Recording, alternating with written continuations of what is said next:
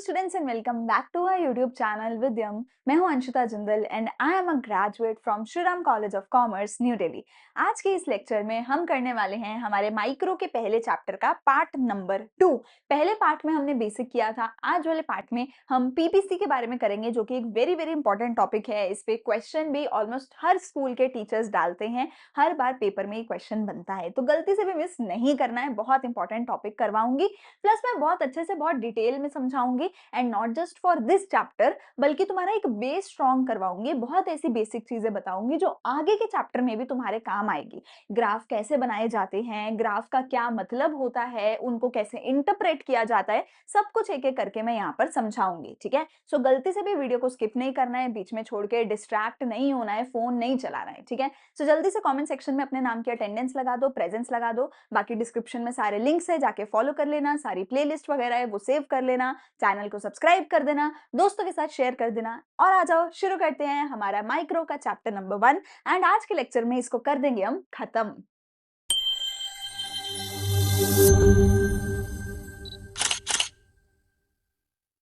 आज की क्लास में हमने मेन हमारा जो टॉपिक करना है वो है प्रोडक्शन पॉसिबिलिटी कर्व के बारे में। ठीक है, as the name suggest, production possibility curve मुझे बताता है वो सारी पॉसिबिलिटीज जिन जिन पर मैं अपने कंट्री के अंदर प्रोडक्शन कर सकती हूँ। अभी तक मैंने पिछली वीडियो में आपको बताया कि मेरे पास लिमिटेड रिसोर्सेज हैं, अनलिमिटेड वांट्स हैं, मैं बनाना बहुत कुछ चाहती हूँ पर मैं सब कुछ बना नहीं सकती, और मेरे पास ऑल्टरनेट यूजेस हैं कि मैं गिवन रिसोर्स से मल्टीपल चीजें बना सकती हूँ, पर मैं कुछ कुछ ही बना पाऊंगी, सब कुछ नहीं बना पाऊंगी। तो अगर मेरे पास गिवन 100 रुपए हैं, मैं उस 100 रुपए से या तो बुक्स खरीद सकती हूँ, या तो कपड़े खरीद सकती हूँ, या तो जूते खरीद सकती हूँ। राइट, अलग अलग पॉसिबिलिटीज हैं कि मैं क्या क्या कर सकती हूँ। अच्छा, मैं ये भी कर सकती हूँ कि मैं एक बुक खरीद लूँ, एक कपड़ा खरीद लूँ, 2 जूते खरीद लूँ, 100 रुपए, 1000 रुपए में, चलो 1000 रुपए में। ठीक है, मैं ये कर सकती हूँ कि मैं 2 किताबें खरीद लूँ, जूते नहीं खरीदूँ। मेरे पास अलग-अलग पॉसिबिलिटीज हो सकती हैं कि मैं अपने गिवन लिमिटेड रिसोर्सेज से क्या कुछ खरीदना चाहती हूँ। या एक कंट्री के केस में, एक इकोनॉमी के केस में बोले तो उनके पास अलग-अलग पॉसिबिलिटी हो सकती है, वो अपने गिवन रिसोर्स से क्या कुछ प्रोड्यूस करना चाहते हैं। अब मैं अगर ये सारे कॉम्बिनेशन अलग-अलग बना दूँ कि 1:1, 2:2, 3:3, हम कितना क्या बना सकते हैं।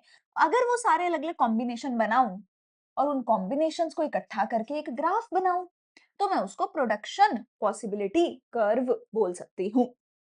देखते हैं, आराम से मेरे साथ डेफिनेशन पढ़ो, एक एक करके समझ आएगा।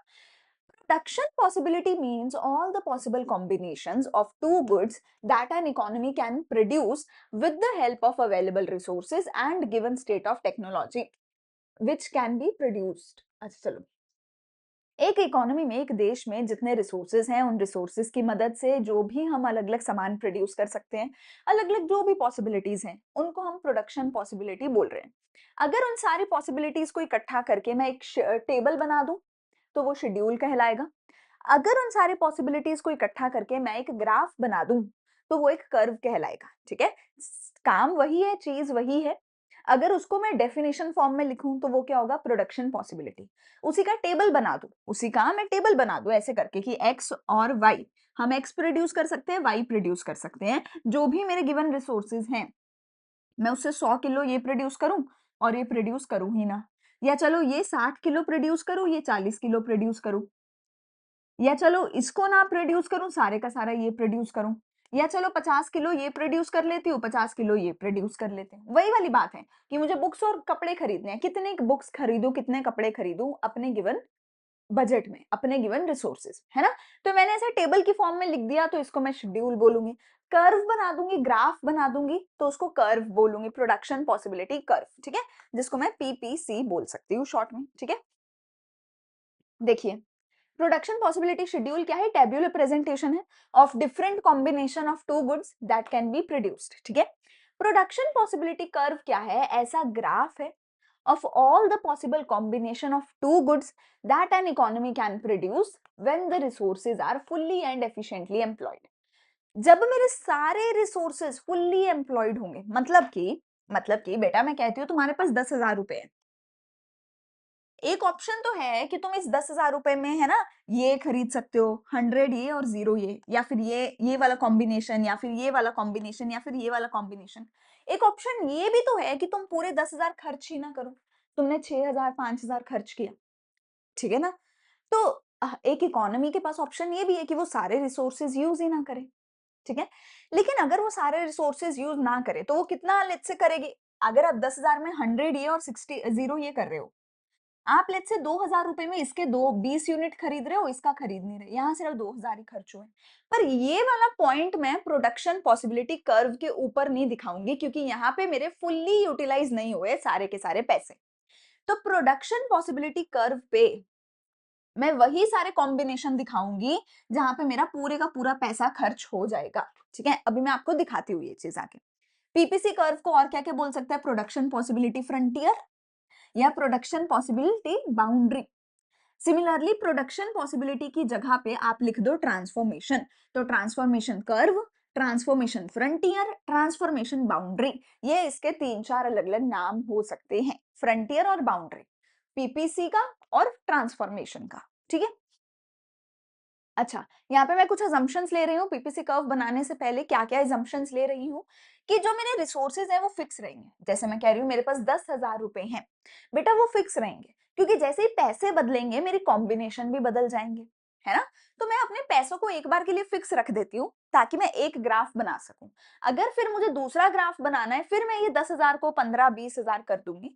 पर एक बार 10,000 एक एक पीपीसी बनाने के लिए मैं अपने रिसोर्सेज को फिक्स रखूंगी ताकि मेरे कॉम्बिनेशन चेंज ना हो, ठीक है?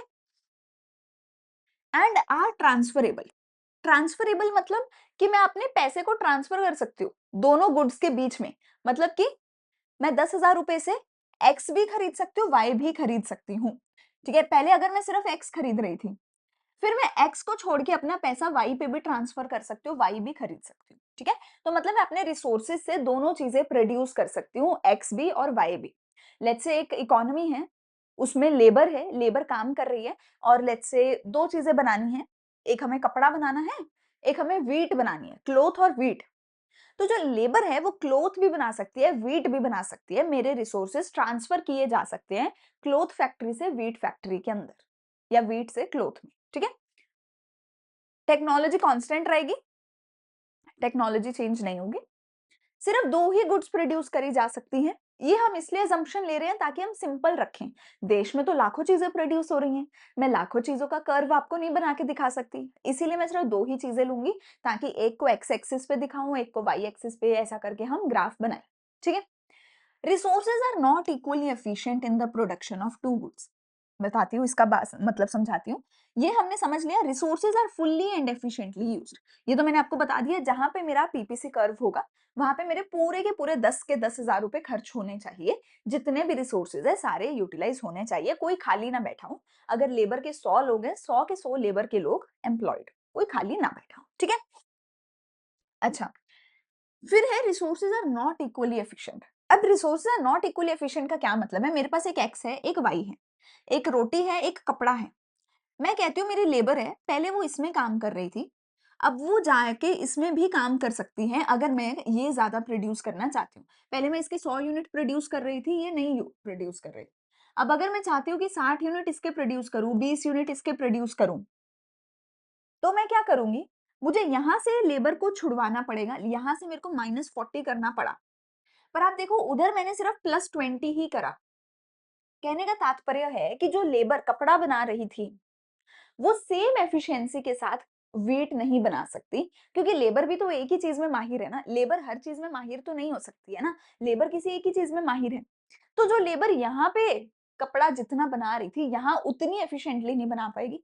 इसीलिए अगर मुझे लेबर को यहाँ से यहाँ पहुंचाना है, तो यहाँ से वो -40 यूनिट्स करके भी यहाँ से सिर्फ और सिर्फ +20 यूनिट्स हो रहे हैं। जिसका मतलब क्या है कि जो मेरे लेबर हैं, जो मेरे रिसोर्सेज है, are not fully not equally efficient, ठीक है ना? यहाँ पर आपको ज्यादा माइनस करना पड़ेगा उधर थोड़ा सा प्लस करने के लिए, क्योंकि लेबर को ये वाला काम तो आता था, आपने इधर से छुड़वा के उधर ट्रांसफर किया, क्योंकि आपको कपड़ा भी बनाना था, खाना भी बनाना था, आप करो। पर उतना प्रोडक्टिविटी नहीं आ पाएगा। This is as good as saying कि अगर मैं इकोनॉमिक्स की टीचर हूँ, चलो कॉमर्स तो मैंने भी पढ़ी है, तो मैं अकाउंट्स भी पढ़ा सकती हूँ, पर मैं जितनी एफिशिएंसी से इकोनॉमिक्स पढ़ाऊंगी, उतनी एफिशिएंसी से अकाउंट्स शायद ना पढ़ा पाऊं, क्योंकि अकाउंट्स मेरा सब्जेक्ट ही नहीं है। पर अगर मुझे धक्के से दे दिया कि भाई अकाउंट्स का टीचर चला गया, तू आके अकाउंट्स पढ़ा, मैं पढ़ा दूंगी, पर शायद उतनी एफिशिएंसी से ना पढ़ा पाऊं। दिस इज, इसका ये मतलब है। ठीक है, चलें आगे। अगला है मेरा प्रोडक्शन पॉसिबिलिटी कर्व अब कैसा होगा। तो वही वाली मेरी चीज है, क्लॉथ और व्हीट। ठीक है, मैं क्लॉथ और व्हीट बना रही हूँ, इधर से मैं क्लॉथ माइनस करूंगी। मतलब पहला पॉसिबिलिटी क्या है कि जो गिवन रिसोर्सेज है उसमें 15 कपड़े बना दो और खाना मत बनाओ, लेकिन इससे तो काम नहीं चलेगा। तो हमें अलग अलग कॉम्बिनेशन देखने पड़ेंगे। एक कॉम्बिनेशन ये हो सकता है कि मैं कपड़ा थोड़ा सा कम बनाऊं और उधर से खाना भी बनाने लग जाऊं। फिर तुम देखो, मैंने कपड़ा और अगर मुझे माइनस करना है तो मुझे -2 करना पड़ा इधर से +1 करने के लिए। ये क्यों हो रहा है? क्योंकि इधर से जो लेबर छोड़ के जा रही है वो उधर इक्वल एफिशिएंसी से काम नहीं कर पा रही। देखो आगे मुझे -3 करना पड़ रहा है, क्योंकि लेबर उधर जाके उतने एफिशिएंटली काम नहीं कर रही।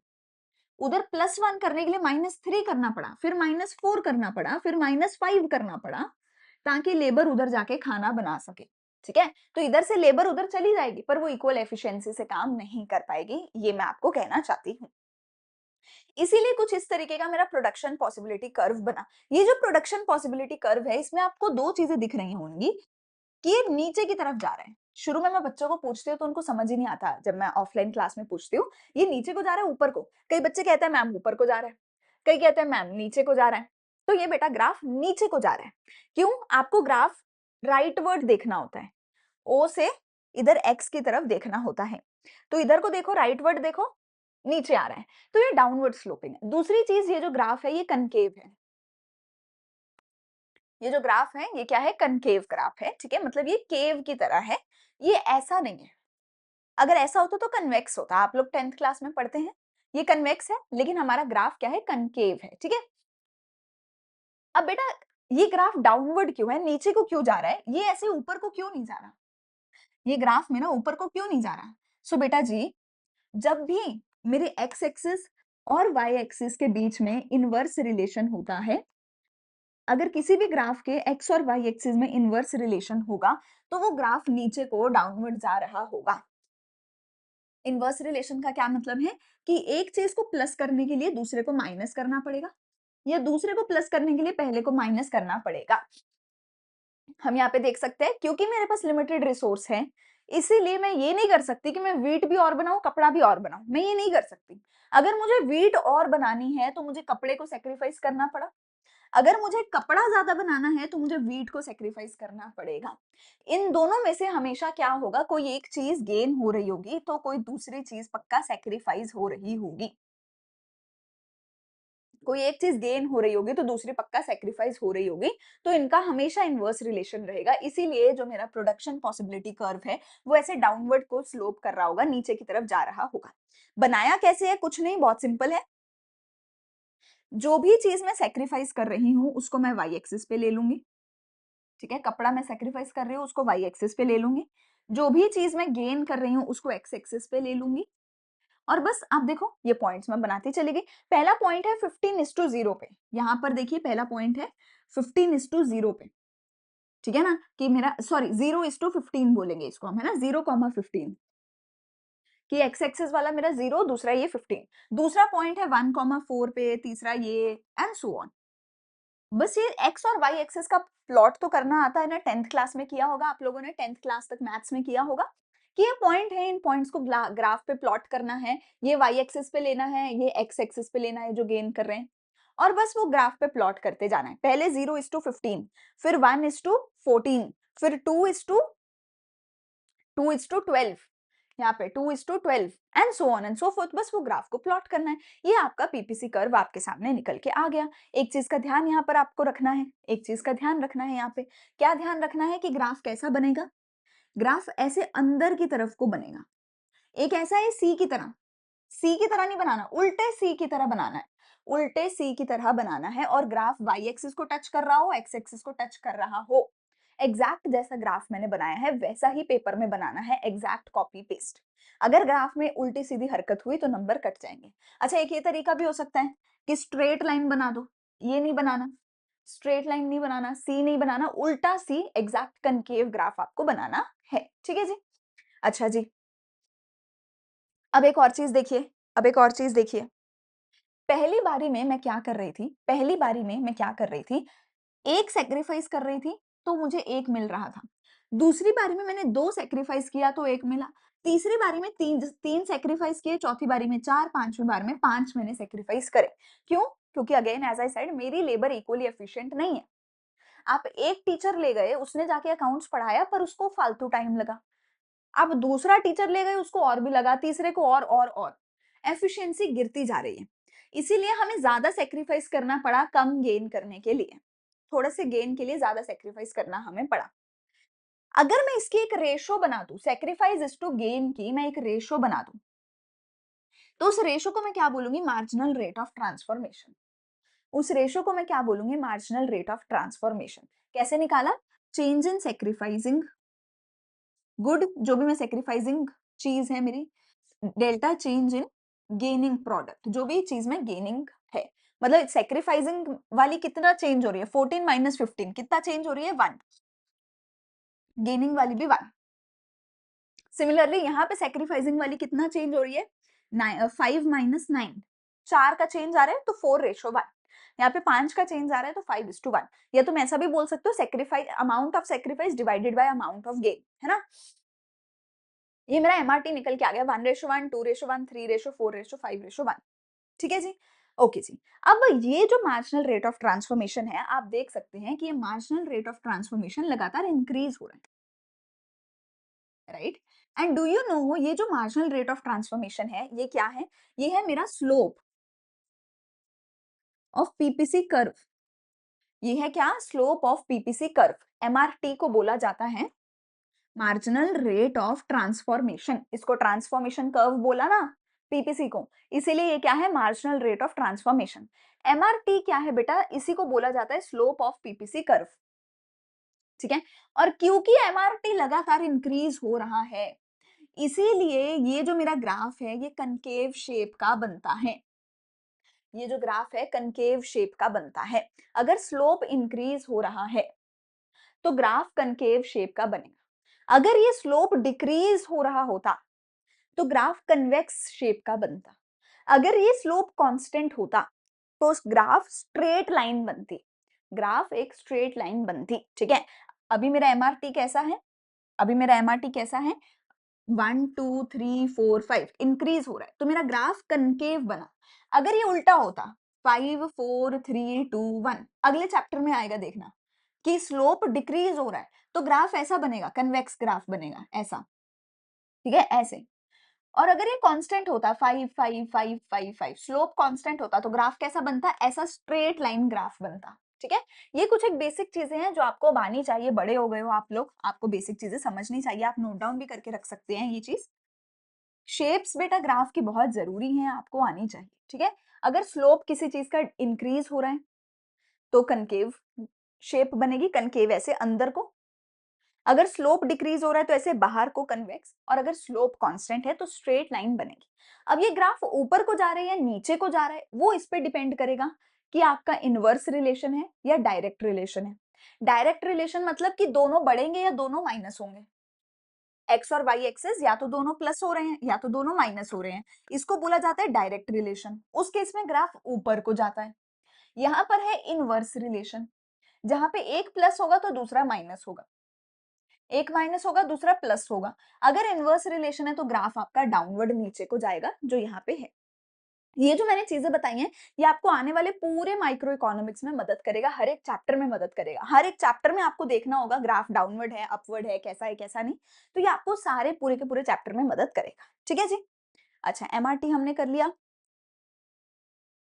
अब ये कुछ एक प्रॉपर्टीज हैं जो मैंने आपको ऑलरेडी समझा दी हैं, क्या ये डाउनवर्ड स्लोपिंग है, ठीक है ना। जो इससे क्या मतलब पता चलता है कि it implies that in order to produce more unit of one, some unit of other must be sacrifice, ठीक है। दूसरा ये कनकेव है, shape is concave due to origin due to increasing MRT, increasing MRT, marginal rate of transformation increase हो रहा है, उसकी वजह से कॉनकेव शेप का ये है, ठीक है। अच्छा, does production take place on PPC? क्या मेरा प्रोडक्शन पीपीसी कर्व पे टेक प्लेस करता है? तो पीपीसी कर्व पे मेरे जितने भी पॉइंट्स हैं, इस पे रिसोर्सेज फुल्ली यूटिलाइज हैं। इसके अंदर जितने भी पॉइंट्स हैं उनमें रिसोर्सेज अंडर यूटिलाइज्ड हैं।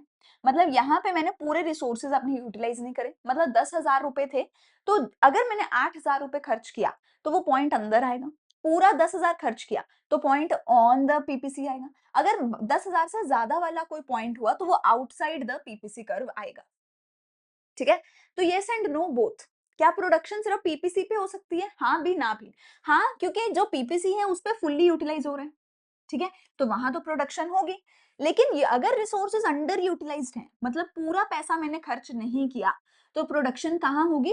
अंडर द पीपीसी कर्व होगी। प्रोडक्शन कहाँ होगी? अंडर द पीपीसी कर्व होगी, या तुम बोल सकते हो इनसाइड द पीपीसी कर्व होगी। पर कभी भी outside the PPC curve production नहीं हो सकती, क्योंकि उन पॉइंट्स पे पहुंचने के लिए रिसोर्सेज ही मेरे पास नहीं है। ठीक है? अगला जो मेरा टॉपिक आता है वो है शिफ्ट इन पीपीसी कर्व का। ठीक है? Shift and rotation in PPC. देखो, हमें पता है कि मेरा पीपीसी कर्व ऐसा होता है। यहाँ पे वो वाली चीज है जिसको मैं गेन कर रही हूँ, यहाँ पे वो वाली चीज है जिसको मैं सेक्रीफाइस कर रही हूँ। ये चलो सिंपल भाषा में बोल लो, यहाँ पे गुड एक्स है, यहाँ पे गुड वाई है, या तुम ऐसा बोल लो यहाँ पे कपड़ा है, यहाँ पे वीट है, वॉट एवर यू से। इन प्रोडक्ट्स को बनाने के लिए मेरे को रिसोर्सेज चाहिए थे, जो मैंने अजम्पशन लिया था कि रिसोर्सेज कांस्टेंट है। इन प्रोडक्ट्स को बनाने के लिए मुझे टेक्नोलॉजी चाहिए थी, जो मैंने अज्यूम करी है शुरू में, अभी बोला ना, अजम्पशन लिया है, टेक्नोलॉजी कांस्टेंट है, फिक्स है, रिसोर्सेज भी फिक्स हैं। ये तो मैंने अजम्पशन लिया था। क्या ऐसा पक्का होगा? क्या रिसोर्सेज हमेशा फिक्स रहेंगे? क्या टेक्नोलॉजी हमेशा फिक्स रहेगी? नहीं मैम, रिसोर्सेज भी बदल सकते हैं, टेक्नोलॉजी भी बदल सकती है, इंक्रीज हो सकती है, डिक्रीज हो सकती है। अगर रिसोर्सेज कम ज्यादा हो गए तो मेरा पीपीसी कर्व शिफ्ट कर जाएगा। मतलब ये वो वाले पॉइंट है जहां पे मैं 10,000 रुपए खर्च कर रही हूँ। अगर मेरे पास पैसा ही ज्यादा आ गया, अगर मैं 12,000 रुपए आ गए मेरे पास, तो मैं ज्यादा सामान खरीद सकती हूँ, ज्यादा सामान प्रोड्यूस कर सकती हूँ। ठीक है ना? तो अगर रिसोर्सेज ही बढ़ गए तो हम प्रोडक्शन भी ज्यादा कर पाएंगे। उस केस में ये वाले पॉइंट्स पे पीपीसी नहीं बनेगा, कुछ नए पॉइंट्स पे पीपीसी बनेगा। तो अगर मेरी टेक्नोलॉजी या रिसोर्सेज में चेंज आया तो मेरा पीपीसी कर्व भी शिफ्ट हो जाएगा या रोटेट हो जाएगा। शिफ्ट तब होता है जब मेरे एक्स एक्सिस वाले प्रोडक्ट में भी मैं चेंज करूं और वाई एक्सिस वाले में भी, दोनों में एट द सेम टाइम अगर मैं चेंज करूं तो शिफ्ट हो जाएगा कोई भी ग्राफ।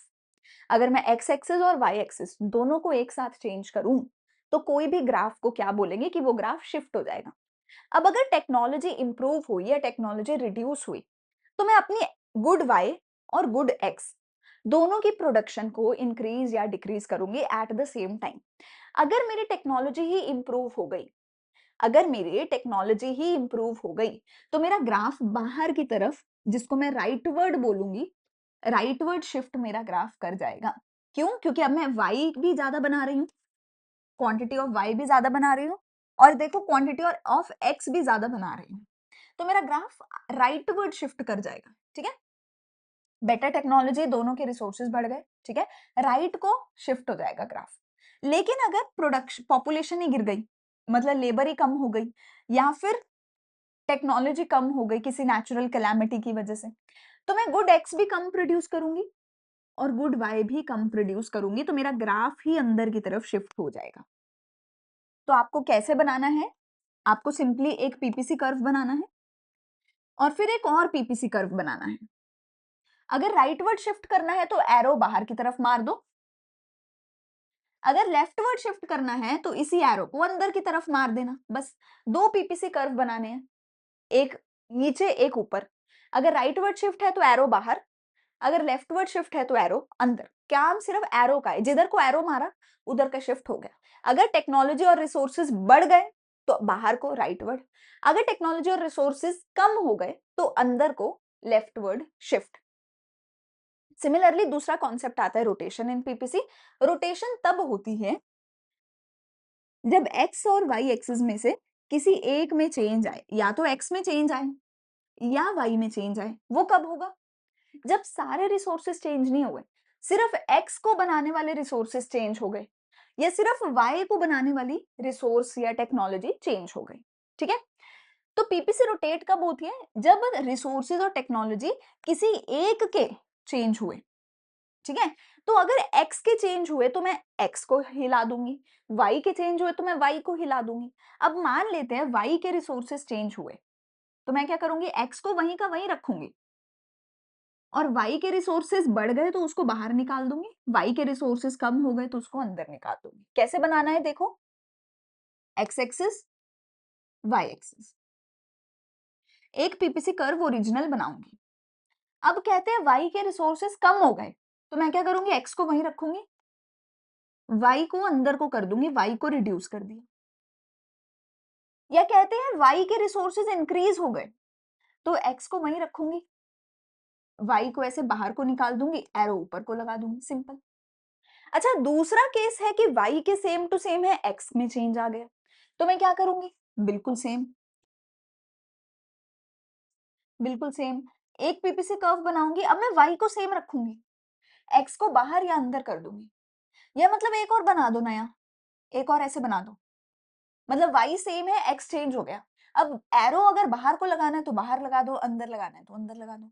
अगर रिसोर्सेज बढ़ गए x के, तो एरो बाहर चला जाएगा, रिसोर्सेज और टेक्नोलॉजी ऑफ एक्स इम्प्रूव। अगर डिक्रीज हो गए तो यही एरो अंदर को आ जाएगा, सिंपल सी कहानी है, ठीक है ना। तो रोटेशन कब होती है, रोटेशन राइटवर्ड लेफ्टवर्ड हो रही है हमारी। रोटेशन कब होती है, जब किसी एक प्रोडक्ट में चेंज आया। अगर सिर्फ एक्स एक्सिस वाले में चेंज आया तो एक्स वाला राइटवर्ड रोटेट होगा, ठीक है, अगर उसके रिसोर्सेज बढ़ गए, और एक्स वाला लेफ्टवर्ड रोटेट होगा अगर उसके रिसोर्सेज रिड्यूस हो गए। सिमिलरली वाई का था, सिमिलरली हमारे पास वाई का था कि y लेफ्टवर्ड कब होगा, जब उसके रिसोर्सेज रिड्यूस हो जाएंगे। y राइटवर्ड शिफ्ट कब होगा, रोटेट कब होगा, जब उसके रिसोर्सेज इंक्रीज हो जाएंगे। ठीक है जी, यहाँ पर हमारा एक और आधे घंटे के लेक्चर के अंदर पूरे का पूरा चैप्टर खत्म हो गया। ठीक है, अगर पूरा यहाँ तक सुना है तो सबसे पहले तो डन लिख दो, फिर तुम्हारे लिए मैं एक क्वेश्चन देती हूँ। ठीक है, फिर मैं तुम्हारे लिए एक क्वेश्चन देती हूँ। क्वेश्चन ये है कि मान लेते हैं हम बना रहे थे क्लोथ, हम बना रहे थे वीट,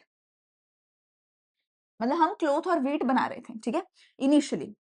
अब क्या हुआ, अब क्या हुआ, क्लोथ वाली फैक्ट्री में आग लग गई, क्लोथ वाली फैक्ट्री में आग लग गई, जिसकी वजह से क्लोथ की प्रोडक्शन अब हमारी जो है कम हो गई। ठीक है, अब आप मेरे को एक बात बताइए, मतलब जो मेरा ग्राफ था, ग्राफ पे मैं क्लोथ को वाई एक्सिस पे ले रही थी, वीट को एक्स एक्सिस पे ले रही थी। आप मेरे को बताइए मेरे ग्राफ में रोटेशन होगा या शिफ्ट होगा या कौन से एक्सिस का होगा, या राइटवर्ड होगा या लेफ्टवर्ड होगा, ये आपको मुझे बताना है। ठीक है, क्लोथ वाई एक्सिस पे था, वीट एक्स एक्सिस पे था। क्लोथ वाली फैक्ट्री में फायर लग गई, वीट में कुछ नहीं हुआ, तो इसीलिए क्लोथ की प्रोडक्शन मुझे रोकनी पड़ी। राइटवर्ड, लेफ्टवर्ड, शिफ्ट, रोटेशन, कौन से एक्सिस का क्या होगा, आपको मुझे कमेंट सेक्शन में ये चीज बता के जानी है। ठीक है, अगर पूरा लेक्चर समझ आ गया है तो चैनल को आपको सब्सक्राइब करके जाना है। ठीक है, दोस्तों के साथ वीडियो को शेयर करना है, वीडियो को लाइक भी करो, वीडियो को हाइप भी कर दिया करो, कमेंट सेक्शन में बताया करो, कुछ अच्छा लगे तो, कोई डाउट है तो वो भी पोस्ट कर दिया करो। जो आंसर मैंने बताया है, क्वेश्चन मैंने पूछा है, उसका आंसर करके जाना, जो भी सही आंसर होगा मैं उसको हार्ट जरूर करूंगी। ठीक है, मैं मिलूंगी अगले वीडियो में, अगले लेक्चर में हम कंज्यूमर इक्विलिब्रियम जो कि चैप्टर नंबर 2 है वो शुरू करेंगे। अगर सारे लेक्चर्स देखने हैं तो डिस्क्रिप्शन में सारी प्लेलिस्ट है अकाउंट सीखो बिजनेस की, वो प्लेलिस्ट आप सेव कर लो, वहां पे सारे लेक्चर्स आपको मिल जाएंगे। बाकी नोट्स वगैरह के लिए टेलीग्राम, इंस्टाग्राम हर जगह फॉलो कर लेना, सारे लिंक्स हैं डिस्क्रिप्शन में। ठीक है, तो फॉलो जरूर कर लेना। मैं मिलूंगी अगले वीडियो में अगले लेक्चर के साथ। Thank you so much for watching, bye bye.